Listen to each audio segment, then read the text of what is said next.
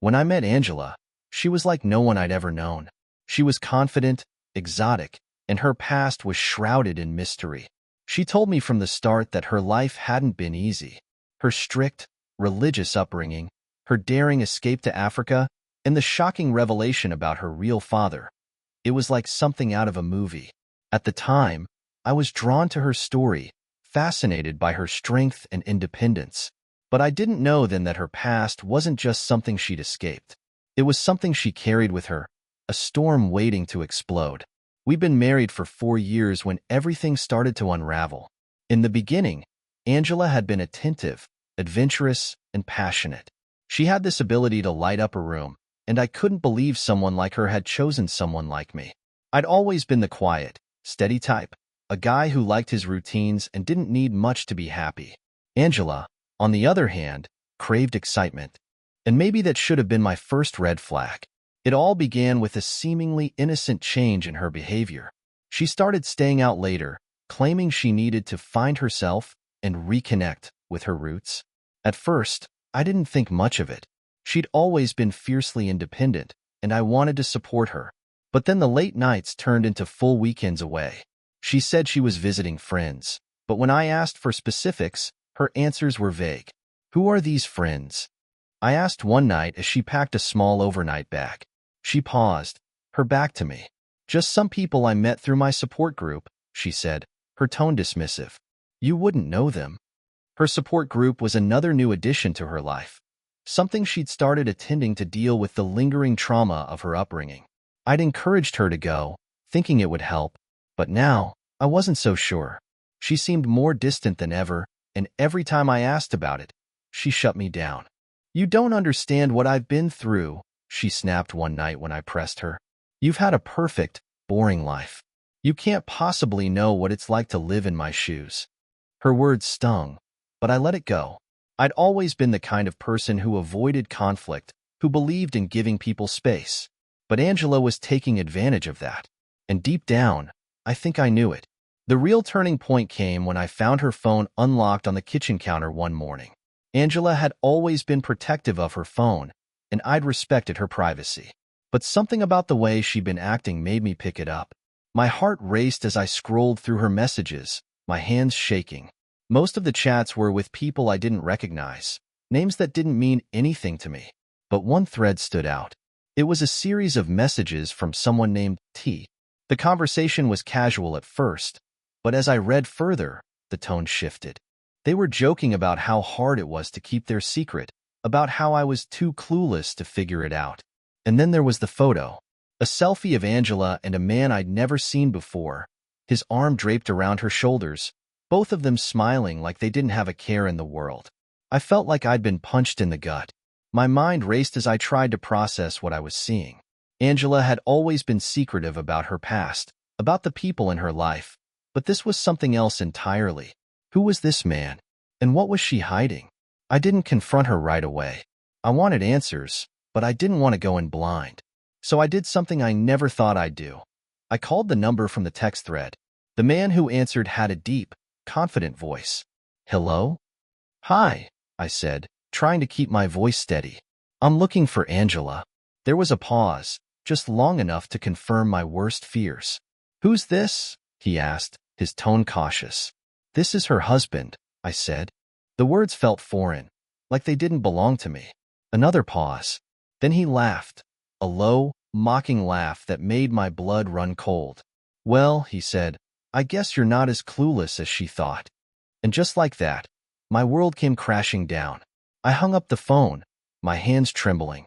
The man's mocking laughter echoed in my head, and for the first time in my life, I felt completely powerless. Angela came home that evening, her usual carefree demeanor masking whatever double life she was living. "How was your weekend?" I asked, trying to keep my voice steady. "Fine," she said without looking at me, setting her bag down and heading to the bedroom. Just the usual. I wanted to confront her then and there, but I knew better than to act on impulse. Instead, I started quietly gathering evidence. Over the next week, I paid close attention to her behavior. Her guarded phone calls, her rushed exits, her vague excuses. One evening, while Angela was in the shower, I accessed her phone again. This time, I found messages that left no room for doubt. She and T weren't just exchanging casual texts. They were planning getaways, sharing intimate photos, and talking about how to handle me if I started asking questions. The betrayal was suffocating, but I needed more than just messages. I needed to see it with my own eyes. And so, I made the hardest decision of my life. I hired a private investigator. The next few days were a blur. The investigator followed Angela on one of her support group weekends and sent me photos that confirmed everything. Angela wasn't reconnecting with her roots. She was reconnecting with T. They were spotted at a hotel, laughing, holding hands, and looking every bit like a couple in love. When the photos arrived in my inbox, I stared at them for what felt like hours.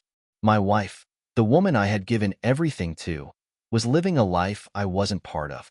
But the question wasn't just why she was doing this. It was how far she was willing to go to keep it hidden. The weight of the truth pressed on me like a boulder, but I wasn't ready to explode just yet. Instead, I waited for the right moment, planning my next move. I needed Angela to admit her betrayal, to explain why she had turned our life into a lie.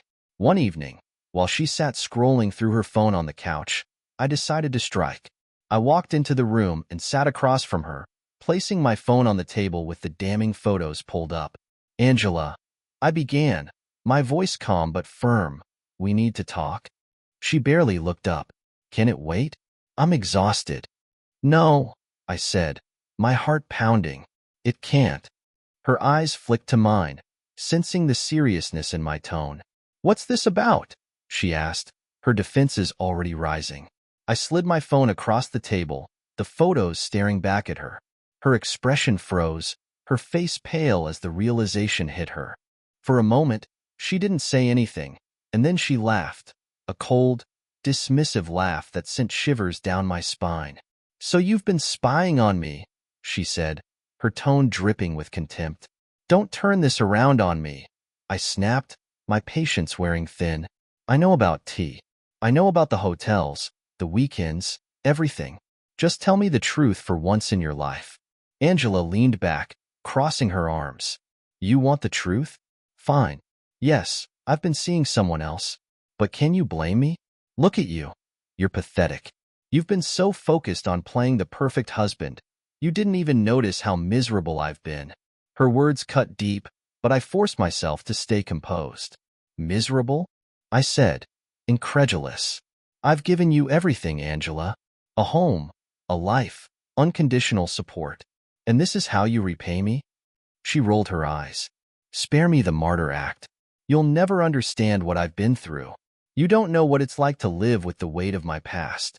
I stared at her, disbelief coursing through me. She was deflecting, justifying her actions instead of taking responsibility. "So this is about your past?" I asked. "The father who wasn't your real father? The life you ran away from? You think that gives you a free pass to destroy everything we've built?" Angela's lips tightened, her eyes narrowing. "You'll never understand," she said coldly. "You're too small-minded, too ordinary to see the bigger picture." For a moment, I couldn't speak. The woman I had loved, the woman I had trusted, was a stranger to me now. But I wasn't going to let her rewrite the narrative. "You're right," I said finally, my voice steady. "I don't understand you, and I don't think I ever will." With that, I stood and left the room, her voice calling after me, dripping with sarcasm. But deep down, I knew this was just the beginning. Angela had been caught, but the fallout was far from over. After our confrontation, Angela's behavior shifted dramatically. She didn't apologize or even try to explain herself further.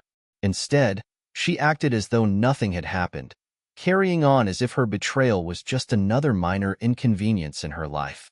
But the tension between us was palpable. She stopped spending nights at home, claiming she needed space to think. I didn't believe her for a second. Each time she left, I felt the walls closing in. Her indifference hurt more than her words. It was a reminder of how little she cared about the damage she'd caused. I began sleeping on the couch, unable to stand the sight of her empty side of the bed. Late at night, I would stare at the ceiling, wondering how I'd let my life spiral into this mess. Friends and family began asking questions, sensing something was off, but I couldn't bring myself to tell them the truth. Not yet. Meanwhile, Angela's double life continued. I tracked her movements through her phone, something I hated myself for but couldn't stop doing. She was still seeing T, meeting him at hotels and restaurants. The more I saw, the angrier I became. But beneath the anger was something even worse, a growing sense of helplessness. I wasn't ready to confront her again, not until I figured out my next move. Angela might think she held all the power, but I wasn't going to let her destroy me without a fight. Angela's detachment became more glaring with each passing day. She stopped pretending to care about maintaining any semblance of our marriage. Her overnight absences increased, and every time I heard the click of the front door, it felt like another nail in the coffin of our relationship. But one evening, while she was out again, I stumbled across something that made everything worse. Sorting through a pile of bills, I found an unfamiliar credit card statement addressed to Angela. It wasn't linked to any of our accounts. Curious, I opened it, and what I found made my stomach drop. The charges were outrageous. Hotel bookings, designer clothing, expensive dinners, and even a luxury watch. The dates coincided perfectly with her weekends away. She hadn't just been lying to me emotionally. She'd been draining money from accounts I didn't even know she had access to. The betrayal now felt total. Not only had Angela shattered my trust, but she was actively undermining the stability of everything we'd built together. It wasn't just an affair. It was a full-blown heist. That night, I stayed up, piecing together the puzzle of her deception. I couldn't sleep knowing she had used me financially as much as she had emotionally. By the time dawn broke, I had made up my mind. Angela wasn't going to get away with this. I would expose the truth, no matter how much it hurt. Angela's betrayal had gone beyond infidelity. It was now a calculated assault on everything I'd worked for. I knew confronting her again wouldn't achieve anything. She'd deny, deflect, or twist the blame back on me. This time, I needed proof strong enough to leave her no way out. I began gathering every piece of evidence I could find. The private investigator's photos, the credit card statements, even screenshots of her text with T.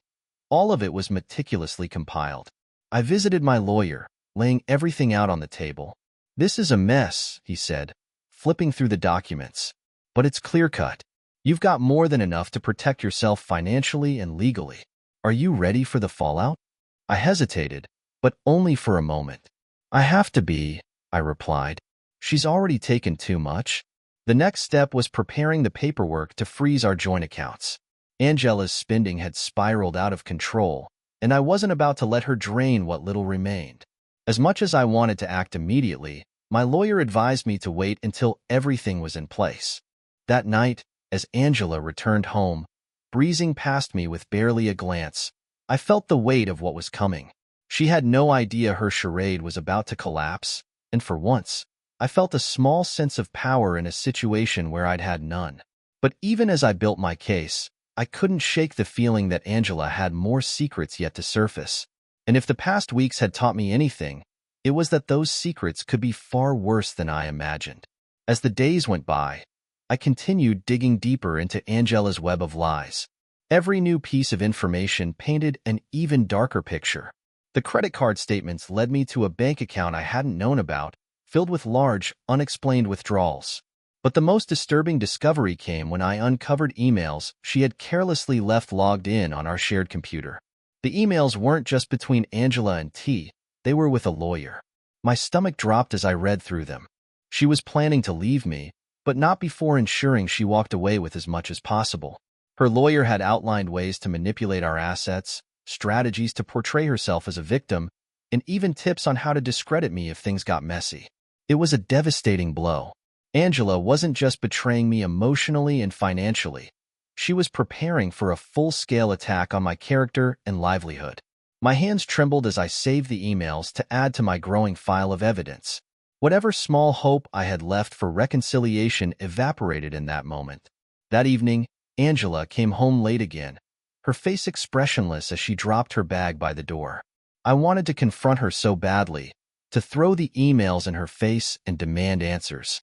But I held back. The time wasn't right, not yet. I needed to make sure I was ready for every angle she might try to exploit. As I sat alone on the couch, staring at the growing pile of evidence, I realized I was no longer the passive, naive husband she thought I was. The tides were shifting, and soon, Angela would face the consequences of everything she had done. The moment finally came. My lawyer called to let me know the paperwork was complete, and everything was ready to protect my assets and initiate the divorce. Angela's financial games were over, and I wasn't going to let her walk away with the life I'd built. That evening, I waited for her in the living room. When she walked through the door, her carefree smirk faded the moment she saw the stack of documents on the table. "What's this?" she asked, her tone sharp. "It's everything," I said, my voice steady. "The texts, the credit card statements, the emails to your lawyer. I know about T, and I know about your plans to gut me financially." "It's over, Angela." Her face shifted rapidly. Shock, anger, and then cold calculation. "You've been spying on me?" She snapped. "Do you even hear yourself? You're pathetic." "Pathetic?" I said, standing my ground. "Pathetic is lying, cheating, and plotting to ruin the person who gave you everything. You think you're clever, but I've been one step ahead of you for weeks." She crossed her arms, her voice dripping with venom. "So what now? You think you can just kick me out and take control? I have rights."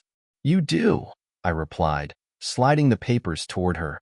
"But these are divorce papers, and with the evidence I have, you're not walking away with a penny more than you deserve. Oh, and by the way, our accounts are frozen. So if you've been planning another shopping spree, you're out of luck." Angela's mask of confidence cracked, her face contorting with fury. "You think you've won," she hissed. "You don't know who you're messing with." "No, Angela," I said, my voice calm but firm. "You underestimated who you were messing with." She stormed out of the house, slamming the door behind her. The sound echoed through the empty halls, but instead of despair, I felt relief. For the first time in months, I had taken back control of my life. The weeks that followed weren't easy. The divorce was messy, and Angela fought tooth and nail to paint herself as the victim. But the evidence I'd collected was airtight, and in the end, the courts sided with me. She walked away with nothing more than her personal belongings, leaving me to rebuild the life she had tried to tear apart. Looking back, I realize how blind I had been to the red flags. Angela wasn't just a cheater. She was a manipulator, someone who thrived on control and deceit. But in the end, her arrogance was her downfall. Now, as I write this, I'm finally at peace. The weight of her lies is gone, and I've learned more about myself than I ever thought possible. If there's one lesson I can share, it's this: never ignore your instincts and never let someone take away your dignity. With everything set in motion, I waited for Angela to make her next move. I knew her well enough to anticipate that she wouldn't leave quietly. True to form, she tried to turn the situation to her advantage. Over the next few days, she alternated between cold indifference and manipulative sweetness, as though she could somehow charm her way out of the mess she'd created. But I wasn't falling for it. The evidence I had gathered was airtight, and the accounts were already frozen. Every time she tried to access money, she was met with rejection. Her frustration grew, and her carefully constructed facade began to crack. One evening, she cornered me in the kitchen, her voice sharp. "What are you trying to prove, locking me out of everything? Do you think this makes you a hero?" "I'm proving that I won't be your victim anymore," I said, meeting her glare. "You've lied, cheated, and stolen from me. You've treated this marriage like it was disposable. I'm done letting you take advantage of me." Angela's expression hardened, but I saw something else there: fear. For the first time, she realized she couldn't manipulate her way out of this. "You think you're so righteous," she spat, "but you don't know what it's like to be me." "You're right," I said. "I don't know what it's like to destroy the person who loves you, but I know what it's like to rebuild after someone tries." She didn't respond, her silence speaking volumes. That night, Angela didn't come home. I knew she was with T, likely scheming about her next move. But it didn't matter anymore.